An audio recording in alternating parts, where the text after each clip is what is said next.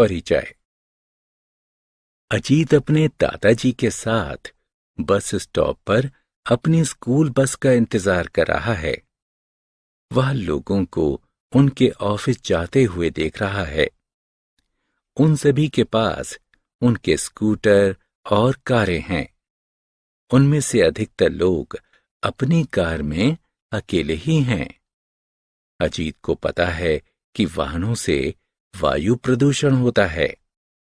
वह चकित है कि लोग पास के स्थानों पर जाने के लिए पैदल या साइकिल का प्रयोग क्यों नहीं करते हैं।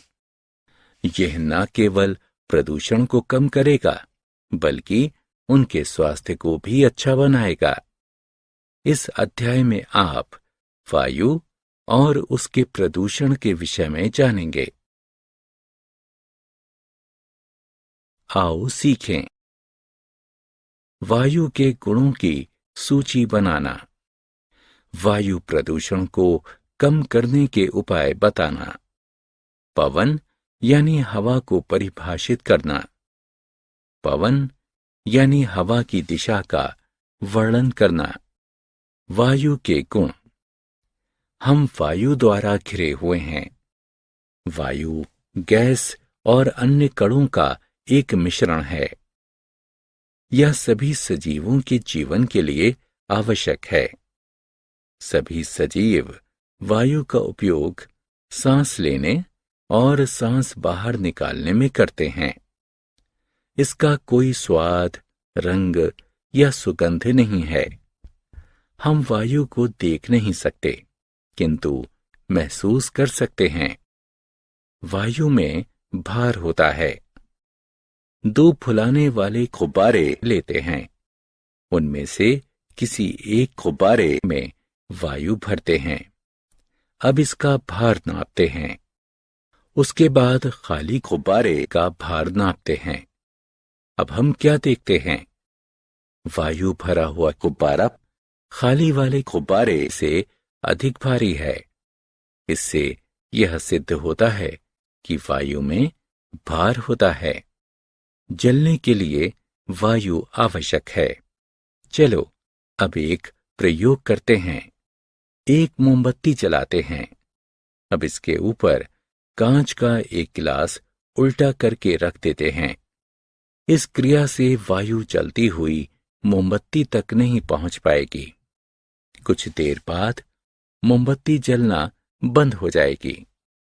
इससे यह सिद्ध होता है कि जलने के लिए वायु आवश्यक है। वायु का संयोजन यानी संरचना। वायु बहुत सारी गैसों से मिलकर बनी होती है, जिसमें नाइट्रोजन, ऑक्सीजन और कार्बन डाइऑक्साइड मुख्य हैं। इसके साथ साथ वायु में जल वाष्प और धूल के कण भी पाए जाते हैं। एक कमरे में आती हुई सूर्य की रोशनी में छोटे धूल के कण एक रेखा में आगे बढ़ते हुए देखे जा सकते हैं। वायु प्रदूषण के कारण। कारखानों और वाहनों से निकलने वाले धुएं से वायु प्रदूषित होती है। पत्तियां, प्लास्टिक और कचड़े को जलाने से धुआं निकलता है, जो कि वायु को प्रदूषित करता है।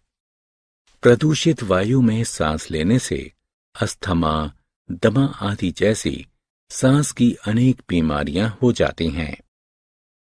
वायु प्रदूषण में कमी। वायु प्रदूषण को कम करना हमारी जिम्मेदारी है। ऐसा हम निम्न प्रकार से कर सकते हैं।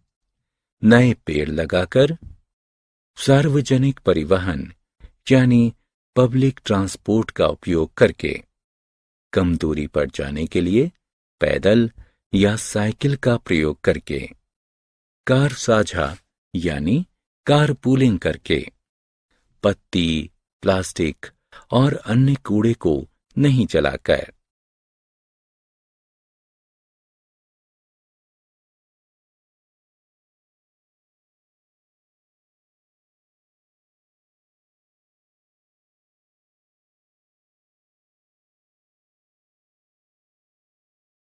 पवन चलती हुई यानी बहती हुई वायु को पवन या हवा कहते हैं।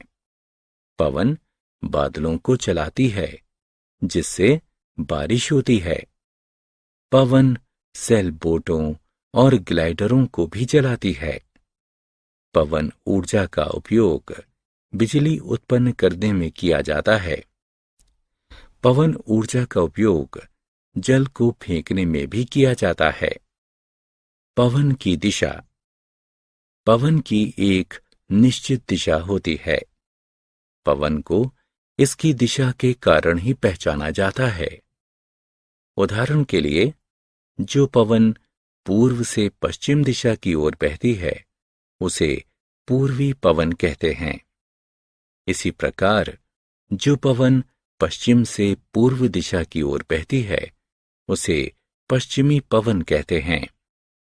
हम पवन सूचक की सहायता से पवन की दिशा तय कर सकते हैं। पवन सूचक का तीर यह दर्शाता है कि पवन किस दिशा से किस दिशा में बह रही है। हमने क्या चर्चा की?